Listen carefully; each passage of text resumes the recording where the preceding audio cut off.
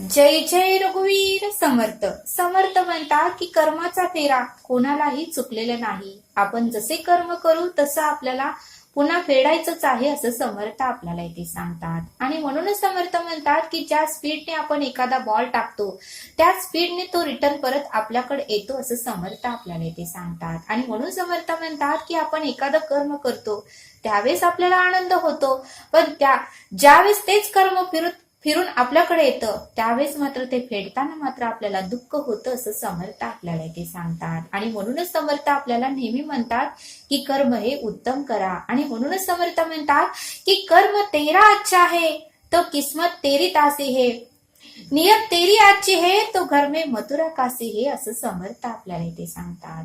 म्हणून समर्थ म्हणतात की कर्म तेरा अच्छा है तो किस्मत तेरी तासी है और नियत तेरी आजची है तो घर में मथुरा काशी हे असं समर्थ आपल्याला इथे सांगतात. आणि म्हणून समर्थ म्हणतात की कर्म हे आपण उत्तमाचे केले पाहिजेत असं समर्थ आपल्याला इथे सांगतात. समर्थ म्हणतात की कंसाचं कर्म ही उत्तमाचं नव्हतं आणि त्यामुळे कंसालाही त्याच्या कर्माचं फळ हे प्राप्त झालं असं समर्थ आपल्याला इथे सांगतात. समर्थ म्हणतात की 100 कौरवांचंही कर्म उत्तमाचं नव्हतं आणि त्यामुळे 100 कौरवही युद्धामध्ये मारले गेले, त्यांचा मृत्यू झाला असं समर्थ आपल्याला इथे सांगतात.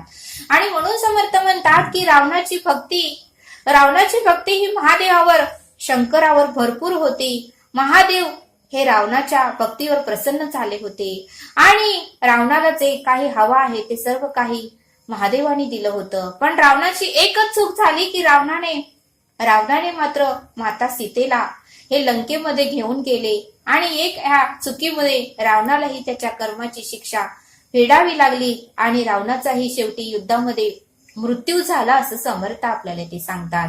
आणि म्हणून समर्थ म्हणतात की कर्म हे आपण उत्तमाची केली पाहिजेत असं समर्थ आपल्याला ते सांगतात.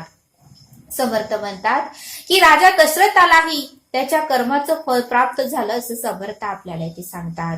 ज्यावेळेस राजा दशरथ हे गेल्या जन्मी शिकार करण्यासाठी गेले होते आणि श्रावणबाळ आपल्या आई वडिलांना घेऊन तीर्थ यात्रेला निघाले होते. श्रावणबाळाच्या आई वडिलाला मात्र तहान लागली होती.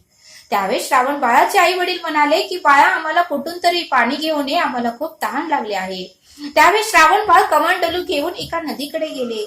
त्यावेळेस मात्र तेथे एक प्राणी आला आहे असं दशरथाला वाटलं आणि त्यावेळेस मात्र दशरथाने बाण मारला आणि त्या क्षणी मात्र श्रावणबाळ हा मृत्युमुखी पडला.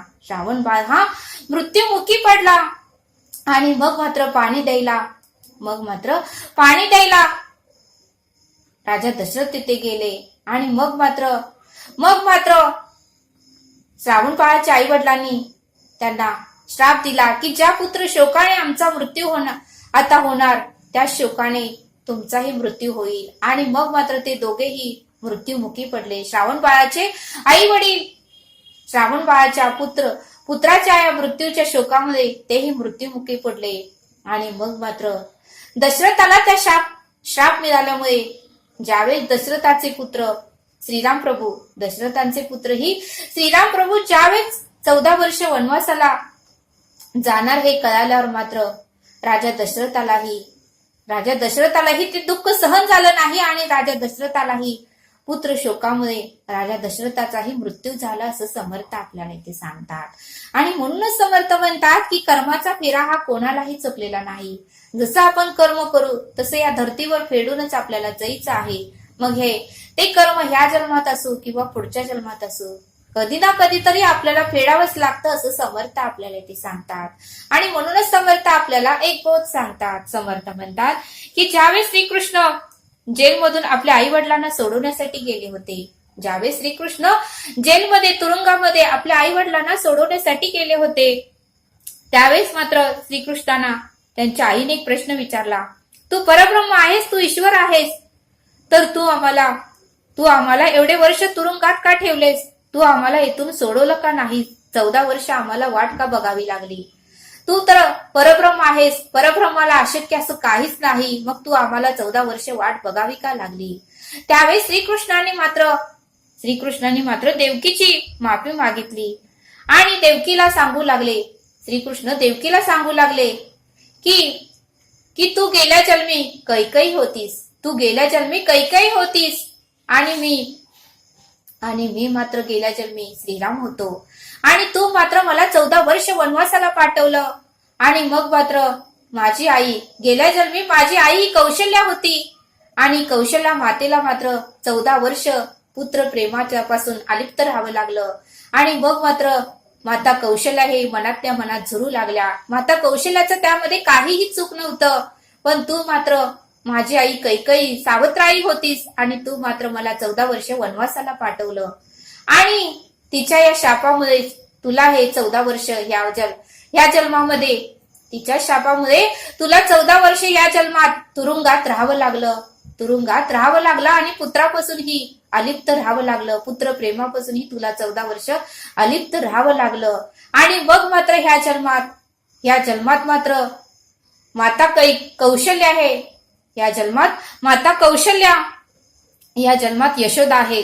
गेल्या जन्मी माता कौशल्या होत्या, पण या जन्मात आता त्याच कौशल्या माता यशोदा आहेत आणि मग मात्र माता यशोदाला 14 वर्ष पुत्राचं प्रेम प्राप्त झालं असं श्रीकृष्णांनी देवकीला समजावून सांगितलं. त्यावेळेस मात्र देवकीला आश्चर्य वाटलं आणि देवकीच्या डोळ्यातून अश्रू येऊ लागले आणि श्रीकृष्णांनी देवकीच्या मातेवर, देवकीच्या डोक्यावर हात ठेवला आणि मग मात्र देवकीला मागच्या जन्माचं सर्व काही आठवलं. बघा म्हणले समर्थ, म्हणजे कर्माचा पेला हा परब्रह्माला ईश्वरालाही चुकलेला नाही.